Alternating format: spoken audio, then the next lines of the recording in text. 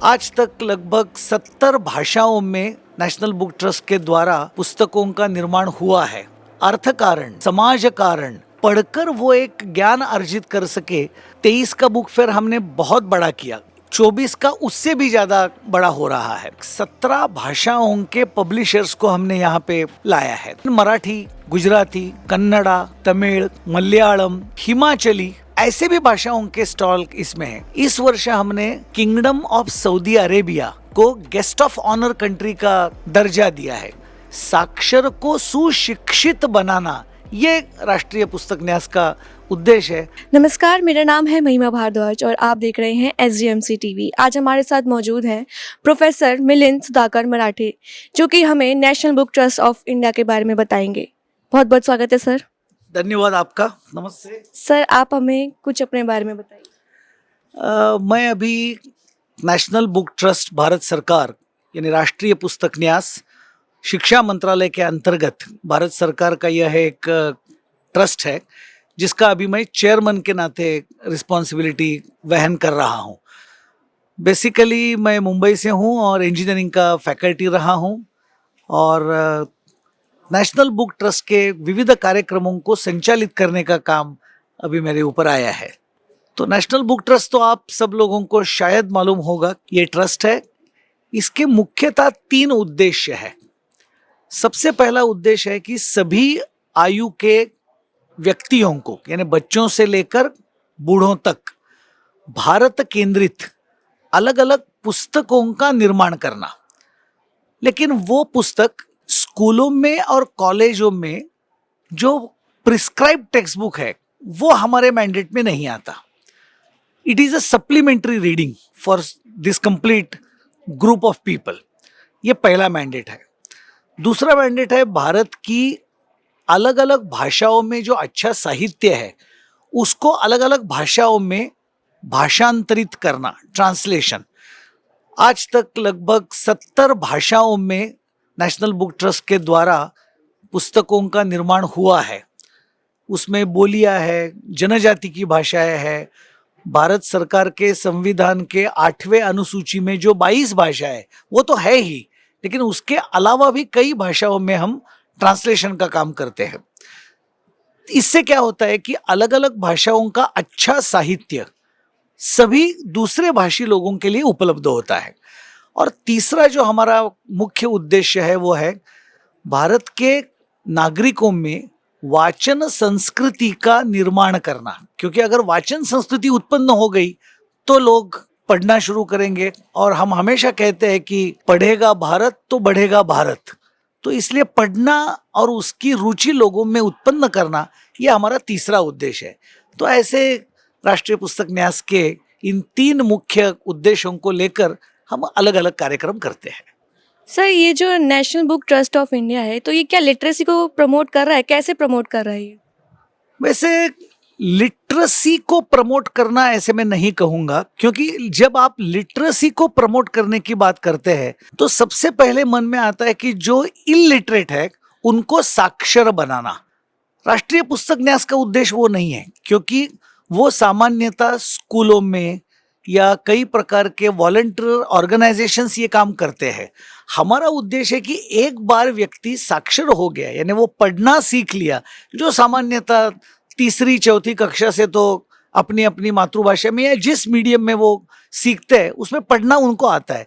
ये आने के बाद उनको अलग अलग प्रकार के विषयों की अच्छी किताबें उपलब्ध करा देना, जिससे उनके मन में भारत के संविधान के जो मुख्य बिंदु है, अधिकार है, कर्तव्य है, सामाजिक समता है, राष्ट्रीय एकात्मता का भाव है, हम सभी भारतीय बांधव है, इस प्रकार की भावना है, स्त्री पुरुष समानता, इसकी बात करना है, हमारे देश के इतिहास, विज्ञान, अर्थकारण, समाज कारण, ऐसे सभी विषयों पर पढ़कर वो एक ज्ञान अर्जित कर सके। तो ये मुख्यतः राष्ट्रीय पुस्तक न्यास का उद्देश्य है। इसलिए हम उसको कहते हैं कि साक्षर को सुशिक्षित बनाना, ये राष्ट्रीय पुस्तक न्यास का उद्देश्य है। अक्षर की पहचान करा देना, लिटरेट बनाना, ये उद्देश्य उस प्रकार से हम नहीं मानते हैं। तो अभी जितने भी बुक फेयर हुए हैं, क्या कोई डिफरेंस आपने देखा है या कुछ बदलाव देखने को मिले हैं पहले वाले में, बुक अगर हम बुक फेयर की बात करें और अब जो होने हो रहा है? देखो, पहले जो बुक फेयर थे वो मुख्य रूप से कम संख्या के हुआ करते थे। अब 23 का बुक फेयर हमने बहुत बड़ा किया और 24 का उससे भी ज़्यादा बड़ा हो रहा है। उसके पहले तो हम सबको मालूम है 2 वर्ष कोरोना के कारण कोई भी बुक फेयर नहीं हुआ था। तो बुक फेयर जो पहले होते थे उसमें मर्यादित लिमिटेड पब्लिकेशंस आते थे, वो भी मुख्यतः दिल्ली और आसपास के ही ज़्यादा आते थे। गत कुछ 2 वर्षों में हमने प्रयास करके लगभग 17 भाषाओं के पब्लिशर्स को हमने यहाँ पे लाया है। एक जरूर है कि हिंदी, अंग्रेजी, इन पब्लिशर्स की संख्या ज़्यादा है क्योंकि दिल्ली में ये 2 भाषाएं और अच्छी तरह से और बड़ी संख्या में बोली जाती है। लेकिन मराठी, गुजराती, कन्नड़ा, तमिल, मलयालम, हिमाचली यानी जो बोली है, ऐसे भी भाषाओं के स्टॉल इसमें हैं।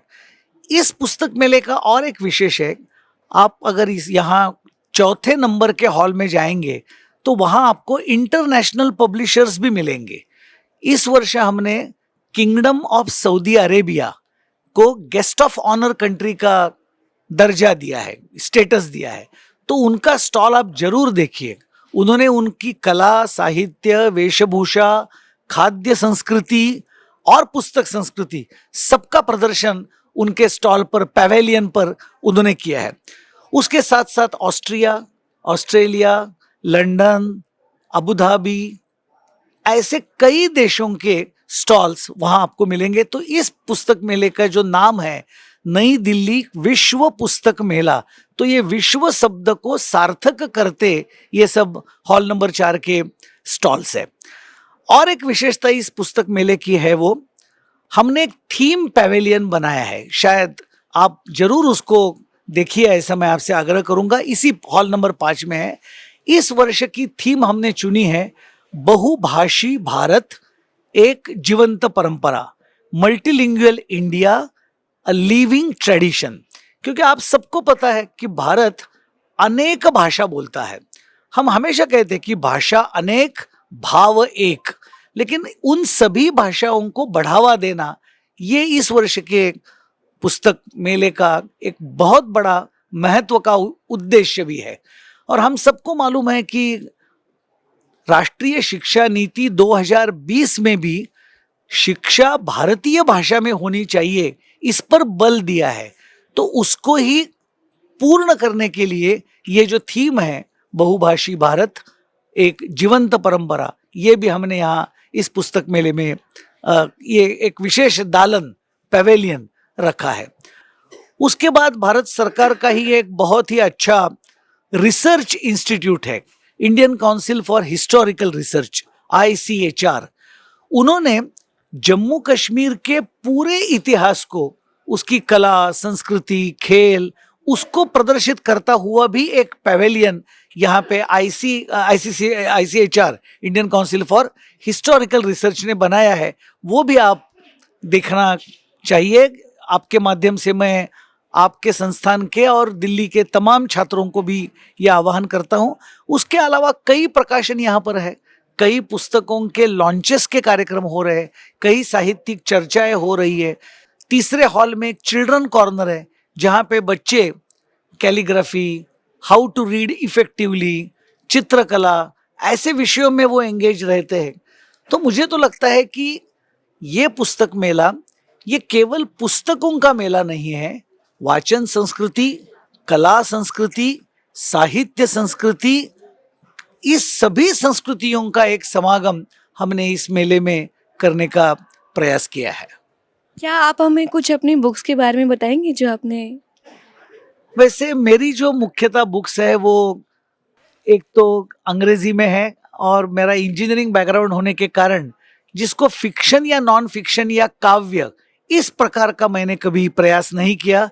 मेरी जितनी भी बुक्स है वो solar photovoltaic, electric vehicles, electrical networks, तो इंजीनियरिंग के फील्ड में मेरी किताबें ज़्यादा है। और मुंबई यूनिवर्सिटी और महाराष्ट्र में वो बहुत ही अच्छी तरह से उनका उपयोग छात्रों को हो रहा है। हाँ, आज का युवा और आज का छात्र, ये मेरी एक छोटी किताब कॉलेज स्टूडेंट्स के लिए एक आई थी। उसके बाद पर्यावरण अनुकूल जीवन, क्योंकि आज एक बहुत बड़ा विषय है कि सस्टेनेबल डेवलपमेंट, उसके बारे में भी एक छोटी पुस्तिका, मैं पुस्तक नहीं कहूँगा, एक पुस्तिका आई थी। तो इतना इस प्रकार का मेरा स्वयं का लेखन है, लेकिन प्रिडोमिनेंटली मेरा लेखन ये इंजीनियरिंग का है। बहुत बहुत धन्यवाद सर, आप हमारे शो में आए, और ऐसी और भी जानकारी के लिए बने रहिए SGMC टीवी के साथ।